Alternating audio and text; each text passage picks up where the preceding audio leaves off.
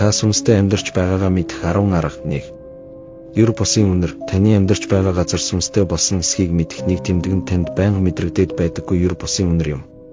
Хаанаас гарч байгааг мэдэж чадахгүй тэр л үе тамхи аль эсвэл зурчигний цэцгийн үнэр танд гинт үнэртэн. Заримдаа сүнснүүд ямар нэгэн үнрийг авчирдаг аж. Хэрвээ иймэрхүү зүйл танаа гэрт тохиолддог бол таны мэдэхгүй зэрэгэлдэх ертөнцийн нэгэн оршин суугч тантай хамт байгааг нотлох нэгэн тэмдэг юм. 2. Танихгүй хүн мэдэхгүй газрын тухай жигтэй зүйл хэрв сүнс гэрт оршин суугаа бол заримдаа тэд танд өөрийнхөө тухай янз бүрийн зүйлийг зүйдлүүлэх болно.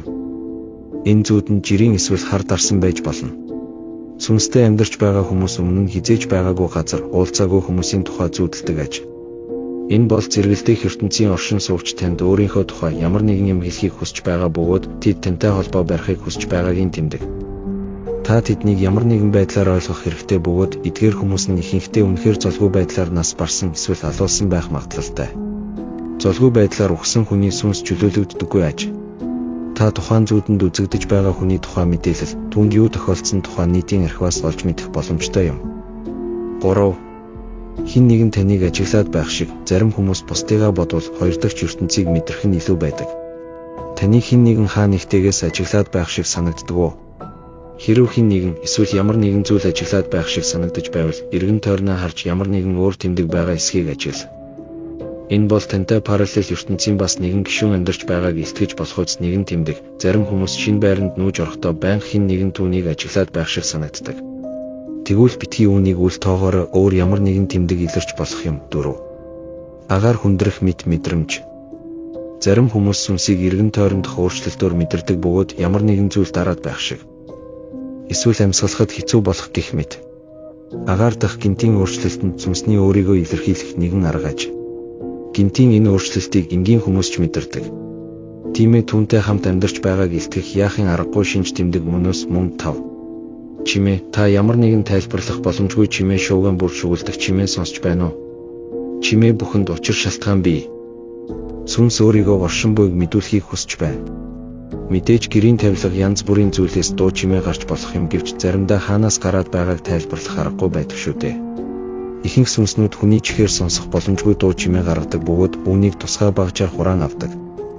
Гэвч тэдгээр сүнснээс ялгаатай полтергейст буюу шуугантай сүнснүүд хэмээн нэрлэгдсэн сүнснүүд нь хүнд сонсогдохоор аимшигт дуу чимээг гарган илтгэв зүйлсийг шөнөөр авч шидэлдэг ажээ. 6. Агаарын температурын өөрчлөлт, агаарын температурын гинтийн өөрчлөлт.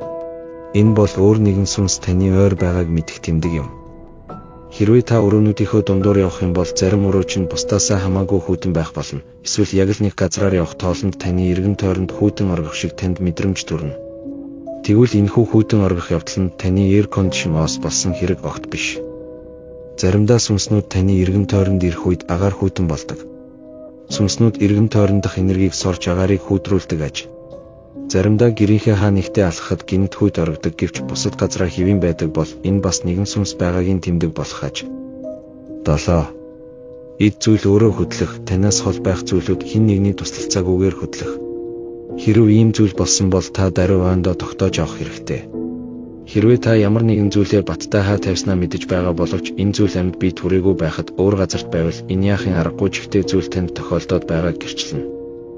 Заримдаа та өөр өрөөнд байхад хаалга онгоох, хаах, эсвэл ширээн дээрээс ид зүйлс унах энэ бол яахын аргагүй тэд оршин буйн тэмдэг. Та ямар төрлийн сүнс энэ зүйлийг хийдэг талаар олж мэдэх хэрэгтэй болов уу? Зарим нь хортой уршигтай сүнс байж болох юм. 8. Танд хүрэх шиг, хажууд чинь хинч байхгүй үед хэн нэгэн танд хүрээд байх шиг санагдах, эсвэл арьсан дээр чинь хаанаас яаж үүснэ нь үл мэдэгдэх ямар нэгэн тэмдэг үлчгсэн байхыг та анзаарч байсан уу? Хэрв тийм бол энэ бас өөр нэгэн хоёр дахь ертөнцийн этгээд тантай хамт амьдарч байгааг илтгэх тэмдэг юм. Заримдаа ямар нэгэн үстэй зүйлээр шүргээд авах шиг, тань руу үлээх шиг, эсвэл танд хэн нэгэн хүрэх шиг болвол та болгоомжтой байх ёстой. Гэвч яран дүгнэлт хийх гэсний хэрэггүй танд юу хүрээд байгааг мэдэх хэрэгтэй таны өөрийн үс байж болох юм. Таны бие дээр санаандгүй ямар нэгэн тэмдэг үлдэх. Зүгээр байж байхад хөхрөх, бүр юунд ч хүрээгүй байхад таны гар бие чинь зүсэгддэг бол энэ маш аюултай буг чөтгөр тантай хамт байна гэсэн үг. Хэрв байдал хурцдвал та муу сүнснээс хэрхэн өөрийгөө аврах талаар эртхэн бодох хэрэгтэй.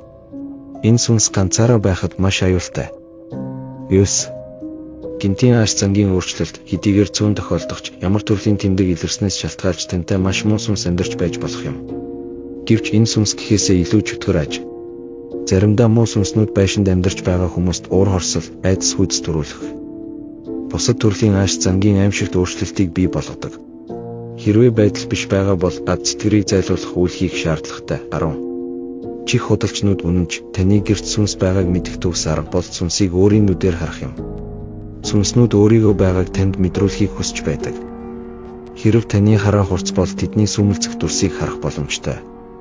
Чих худалчнууд үнэнч хэрвээ та тэдний сүмэлцэх дүрсийг харах мэт санагдсан бол энэ нь таны гэрт сүнс байгааг нотлох тэмдэг юм. Заримдаа сүнс өмнө амьдарч байсан бүтэн биеэрээ үзэгдээд алга болох тохиолдол байдаг. Жирийн л нэг хүний дүрс харагдаад өнгөрөх боловч дараагийн удаа аимшигтай цонхисан, шархатсан, цусаар бодогдсон, эсвэл яг тухайн үеийн үхлийн байдлаараа үзэгдэж болно. Энэ нь эдгээр хүмүүс аимшигтайгаар ухсныг гэрчлэх баримт юм. Жишээ нь дэлхийн 2 өр дайны үеэр амь үрэгдсэн цэргийн ангийн нэгэн хүн одоо үед яг амь үрэгдэхийнхээ өмнө дайны талбар руу яаж явсныг харж болох юм. Эдгээр дүрс тэр газраа дахин үзэгддэг байна. Яг л видеог дахин үзэж байгаатай адил. Гинэт өгсөн хүмүүсийн үххийн өмнөх үйл явдал орчин тойрны эд зүйлстэй шингэн үлддэг аж. Энэ хүрээд манай энэ удаагийн дугаар өндөрлөж байна.